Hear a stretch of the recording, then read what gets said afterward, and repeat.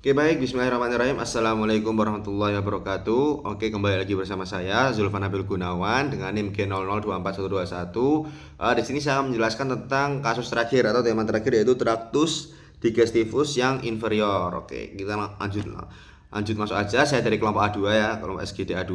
Oke, lanjut.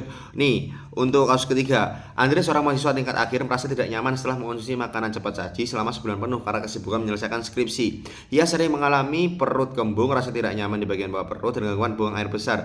Dalam obrolan ringan di kampus, Andre mengeluh kepada Anda sebagai teman yang baik, jelaskan kepada Andre tentang Tractus digestivus inferior. Oke, ada 3 poin di sini. Yang pertama, jelaskan tentang perbedaan jejunum dan ileum. Jelaskan struktur bangunan di kolon. Jelaskan, dan yang terakhir adalah jelaskan struktur anatomi yang berhubungan dengan pengeluaran feses. Oke, kita lanjut. Perbedaan jejunum dan ileum. Oke, di sini bisa lihat di tabelnya. Perbedaannya ada di letak jejunum itu di regio umbilicalis atau di bagian umbilikal, bagian tengah itu, bagian regio tengah, atau kalau dihitung 1 2 3 4 5 regio yang kelima bagian tengah itu. Terus untuk ileum itu kanan bawah, cavum, abdomen, pelvis kanan bawah sini. Berarti di regio lumbaris dextra ya, bagian kanan bawah. Oke, untuk warnanya jejunum itu merah gelap. Karena apa? Merah gelap karena di situ ada lebih banyak inervasinya. Vaskularisasinya di situ, makanya warnanya merah gelap. Untuk yang ileum itu pink muda. Untuk diameternya itu 2 sampai 4 cm, 2 sampai 3 cm ya, nggak beda-beda lah. Untuk dinding otot polosnya itu yang jejunum itu tebal, lebih tebal, yang ileum itu lebih tipis. Untuk vaskularisasinya itu ada yang jejunum itu lebih banyak ya kan, warnanya merah gelap, yang ileum itu lebih sedikit. Untuk vasa rectanya panjang, ini ileum vasa rectanya pendek. Vasa recta itu apa sih? Nanti kita akan bahas terkait vasa rekta. Oke, untuk arkadesnya hanya 1 sampai 2 tingkat. Kalau yang ileum itu brusun dan lebih banyak kompleks. Arkades itu apa? Nanti kita akan bahas juga. Untuk lemak mesentery itu yang di jejunum lebih sedikit dan ileum lebih banyak. Nah, ini juga berkaitan dengan warna ya kan, warna merah gelap berarti lemaknya dikit. Untuk ada pelika circularis, untuk pelikanya di jejunum itu besar, tinggi, rapat. Kalau yang di ileum itu sedikit dan jarang.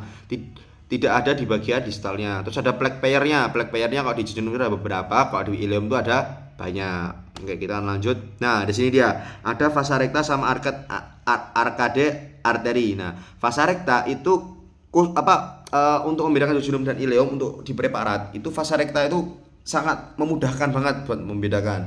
Di sini kita bisa lihat, kok di atas ini kan jejunum. Jejunum itu vasa rectanya lebih panjang, terus arterinya itu cuma ada 1 tingkat doang, nggak bertingkat-tingkat, 1 sampai 2 tingkat lah kalau misalnya di jejunum. Kalau di ileum nih, vasa rectanya itu pendek dan arterialnya itu bertingkat-tingkat, kompleks pokoknya arka recta. Oke, di sini ya ini sama aja vasa recta nih, ya vasa recta, di sini ada arteri arkat ya. Untuk lebih untuk mengenal lebih jauh tentang si jejunum ileum perbedaan ini itu paling gampang kalau misalnya preparat jadi si vasa recta sama arterial. Oke, ini vasa recta sama arkadesnya. Oke, lanjut, kita lanjut ke struktur di bangunan kolon. Untuk bagian kolon ini, kolon tuh apa sih? Kolon tuh usus yang di bagian intestinium crasum ya, bagian crasum, bagian setelah caecum itu kita akan melihat struktur bangunannya dulu. Oke, di sini ada bagian dari intestinium crasum. Sebentar. Intestinium crasum. Nah, ini bagian intestinium crasum itu ada dibedakan menjadi dua bagian, 3 bagian sih, cuman satunya itu rektum ya, tambahan aja. Terus yang untuk bagian yang kedua itu ada 2 bagian. Yang pertama ada caecum dan appendix veriformes ya, appendicitis, appendix ya kenal banget ya, appendix sus buntu. Lalu untuk yang kolon itu ada bagian kolonnya ada 4, yaitu kolon ascendens, kolon transversum, kolon descendens, kolon sigmoideum, sama yang terakhir ada rektumnya. Untuk bagian caecum, untuk membedakan intraperitoneal sama retroperitoneal itu tinggal diselang-seling aja. Awalnya kan si caecum intraperitoneal, habis itu berarti retro, retro ya, ditutup dengan retroperitoneal di rektum. Ini kita bisa lihat untuk bagian intestinium crasumnya. Di sini ada caecum, di sini appendix, lalu naik transverse colon, habis itu ini sigmoideum, rectum, anal. Oke, lanjut. Untuk bangunan pentingnya di sini, bangunan penting ada Taenia coli, di sini ada Taenia coli. Lalu ada incisura dan haustra, ada applica semilunaris, ada appendices apiploicae, ada sulci paracoliki dextra et sinistra. Oke. Di sini yang penting itu ada Haustra coli ini. Itu ada tonjolan-tonjolan nih. Tonjolan-tonjolan sering keluar di sini kalau ditunjuk berarti namanya Haustra coli. Di sini ada Tonia lebra. Tonia itu kayak yang misalkan Haustra coli.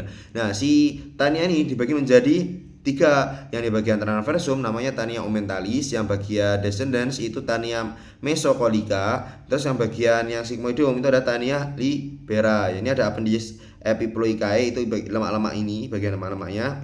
Di sini mesocolon transversum, Tania aumentalis, Tania mesocolica. Tania aumentalis nih, Tania aumentalis sama Tania mesocolica. Oke, begitu. Lanjut. Nah, kita membahas lebih lanjut tentang kolon-kolonnya nih. Untuk kolon apa? Yang pertama kolon di kolon ascendens dulu. Kita ke kolon ascendens. Oke. Untuk kolon ascendens itu dia dari caecum kan jelas dari caecum sampai ke permukaan inferior lobus hepatis dexter, membelok ke kiri membentuk flexura coli dextra, menunjukkan diri sebagai kolon transversum. Jadi di sini di caecum dia akan naik set, nah membelok ke kiri, bukannya kanan harusnya. Ya, dilihat dari depannya berarti ya. Membelok ke kiri set. Nah, ini adalah flexura coli dextra. Di sini ada flexura coli dextra. Oke. Dipisahkan dari dinding abdomen antara oleh omentum maius. Jadi dipisahkan oleh omentum maius. Oke. Itu untuk kolon descendens. Untuk kolon transversum itu lanjutan dari kolon descendens ini, kolon ascendens. Untuk apa namanya? Inervasinya kolon ascendens tadi, inervasinya ada yang parasimpatis itu vagus, yang simpatisnya splanicus minor. Oke, karena dia berada di organ midgut bagian tengah. Oke. Di sini untuk kolon apa namanya? Transversum dulu, kolon transversum. Nah, ini kolon transversum. Untuk kolon transversum itu berjalan menyilang mulai dari abdomen. Menyilang abdomen mulai dari flexura coli dextra ke flexura coli sinistra ini, transversum ini. Untuk inervasinya itu 2/3 proksimal, sama seperti distal itu beda. Karena apa? Karena ini adalah organ yang membagi antara dia nanti ke bagian ke apa namanya, ada yang ke midgut sama ada yang ke hindgut. Oke, ada yang ke midgut sama ada yang ke hindgut. Oke. Jadi tadi yang ascendens ini masuk ke bawah ya, masuk ke apa namanya, hindgut ya. Ya ini ada yang bagian ke midgut, yang bagian ke tengah, ada yang bagian ke hindgut. Makanya kalau misalnya di vaskularisasinya itu dibagi dua, ada 2/3 proksimal sama 1/3 distal. Untuk yang vaskularisasinya ada mesenterika superior untuk yang 2/3 proksimal, untuk yang 1/3 distal ada mesenterika inferior. Untuk venanya itu tergantung mengikuti arteri yang sesuai, bermuara ke vena mesenterika superior atau vena mesenterika inferior. Oke.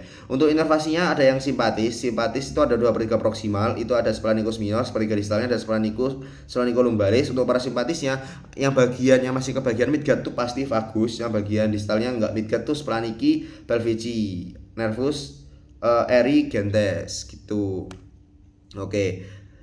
Lanjut ke kolom descendens dulu, kolom descendens. Untuk kolom descendens itu terletak di kuadran bagian kiri, yaitu jelas berjalan di bawah flexura coli sinistra sampai ke pinggir dari pelvis, kolom descendens. Untuk inervasinya dia ada bagian bawah kan, ada bagian hindgut, berarti kalau untuk parasimpatis sudah bukan vagus lagi. Untuk parasimpatis ada splaniki pelvici, untuk yang simpatis ada splancolumbalis. Untuk arterinya ada mesenterika inferior, untuk venanya ada mesenterika inferior juga. Oke. Kita lanjut ke kolon sigmoideum. Untuk kolon sigmoideum itu berarti tinggal yang bagian ini ke atas sedikit menuju rektum ya. Untuk inervasinya ada splanocolumbalis, yang itu yang simpatis. Untuk yang parasimpatis ada splaniki pelvici. Untuk yang vaskularisasinya arteri ada mesenterika inferior, vena ada mesenterika inferior juga. Itu sama kayak kolon descendens. Oke, mungkin ya itu untuk kolon. Kita lanjut ke bagian ketiga, ada rektum dan kanalis analis. Kenapa rektum dan kanalis analis ini berhubungan dengan sebentar. Ini kan sumber bangunan kolon. Ini berhubungan dengan ini, si anatominya berhubungan dengan pengeluaran feses. Berarti kita kalau feses kan berarti keluar lewat pertama dari gaster kan, diolah, habis itu ke interstitium tenue, habis itu lanjut ke caecum appendix, lalu di interstitium crassum kan, habis itu turun ke anal sama rektum. Kita udah bahas semuanya tadi. Sekarang kita tinggal membahas tentang rektum dan kanalis analis. Oke. Yang pertama kita bahas rektum proprium dulu. Rektum proprium. Oke, nah di rektum proprium ini dibagi menjadi dua flexura, ada flexura sacralis sama flexura perinealis ini, flexura, ada 2 flexura di sini. Oke. Untuk rektum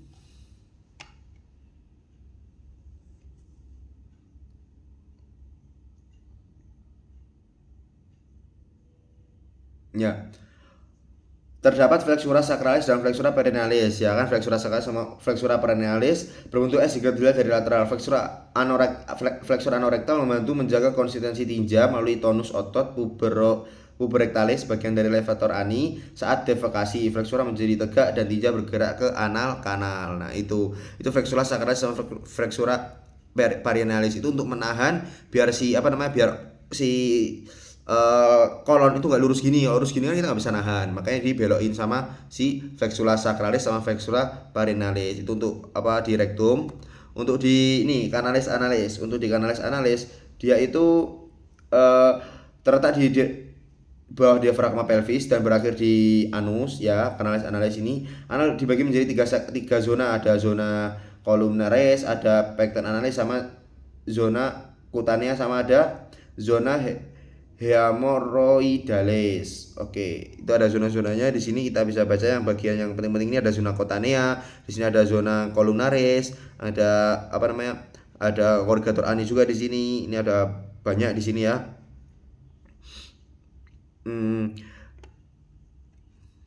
Lalu untuk otot-ototnya nih, untuk otot-otot di sphincter itu ada musculus sphincter ani internus, ada corrugator ani, ada sphincter ani externus, sama puberectalis. Itu untuk muskulus-muskulusnya yang ada di sini nih. Sphincternya nih ada sphincter ani, ada linea anocutanea, ini ada lineanya juga di sini, ya. Nanti untuk canalis analis dan rektum saling berhubungan untuk menjaga agar si tinjanya itu bisa ditampung dulu sebelum dikeluarkan, jadi nggak langsung keluar gitu intinya. Oke, ya mungkin itu cukup dari saya. Kurang lebihnya saya mohon maaf. Oke, kita sudah selesai tiga kasus, ya. Mulai dari yang pertama ada di bagian yang pertama di dinding abdomen, lalu ada traktus superior sama traktus inferior, sudah selesai. Terima kasih kepada kakak-kakak yang telah membimbing saya. Syukron. Wassalamualaikum warahmatullahi wabarakatuh. Oke. Mohon maaf apabila banyak kekurangan.